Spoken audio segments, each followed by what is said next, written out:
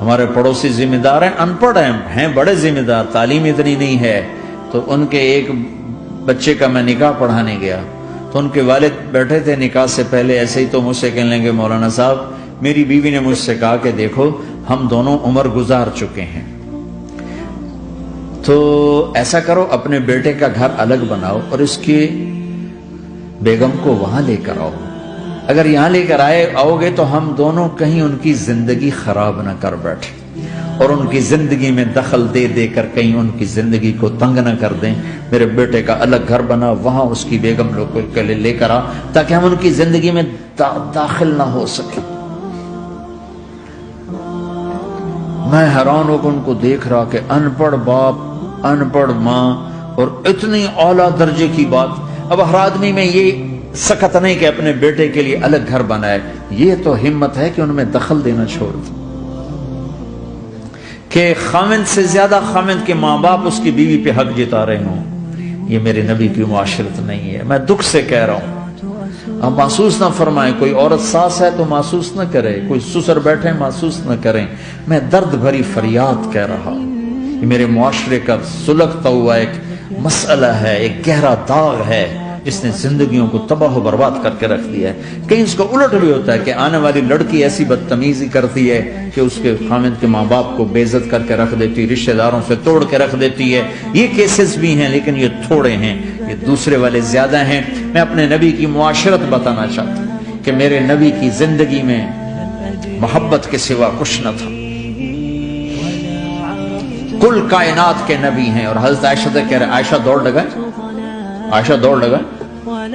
کوئی یہاں کہہ سکتا ہے، کوئی مولانا کہہ سکتا ہے بیوی سے آؤ بیگم دوڑ، تمہارا توڑے کو گھر ہی نکل تھی دوڑنا کتنے، چلو پوڑیاں چڑھ دے رہا کرو، پوڑیاں چڑھو ہیں۔ عائشہ دوڑ لگائیں، کون کہہ رہے ہیں؟ دو جہان کے سردار عائشہ دوڑ لگائیں۔ تمہاری تو بزرگی فوت ہو جائے۔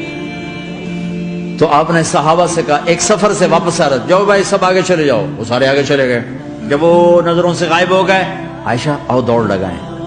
دونوں نے دوڑ لگائی۔ حضرت عائشہ فرماتی میں آگے نکل گئی، کچھ سال گزر گئے تو میں ذرا موٹی ہو گئی، تو ایک سفر سے واپس آ رہے تھے، آپ نے کہا صحابہ سے چلو بھائی آگے، سارے صحابہ آگے چل کے غائب ہو گئے،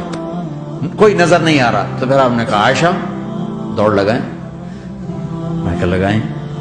کہا میں ہم نے لگائی تو میں ذرا موٹی ہو گئی تھی، تو نبی آگے نکل گئے، تو پھر آپ نے فرمایا ہذہ بتلک، عائشہ آج میں نے اپنا بدلہ لے لیا، اس وقت تم جیت گئی تھی، آج میں جیت گیا۔ آپ نے نبی کی زندگی پڑھو اللہ کے واسطے کہ آپ نے گھر کیسے چلائے، کھانے کو کچھ نہیں اور بیویاں خوش ہیں، سلوک تھا نا، کھانے کو کچھ نہیں ہے، 2 مہینے چولہا نہیں جلتا ہے، لیکن بیویوں کو ایسی محبت تھی کہ وہ قربان ہوتی جا رہی، اور یہاں سب کچھ دے کر گھروں میں آگ ہے، اس لیے کہ بول ٹھیک نہیں، نہ خامد کا بول ٹھیک ہے نہ بیوی کا بول ٹھیک ہے، اور عام طور پر زیادتی چونکہ مردوں کی طرف سے ہوتی، کبھی عورتوں کی طرف سے بھی ہوتی، میں تو دونوں کے لیے بات کر رہا ہوں۔ اس زبان کو میٹھا کرنا سیکھ لو، اگر اپنے گھروں کو چین سے سکھ سے بھرنا چاہتے ہو تو چیزوں سے نہیں آئے گا، تمہارے سلوک سے، بیہیویئر سے آئے گا۔ اپنے سلوک اچھے کرو، اپنے رویے اچھے کرو۔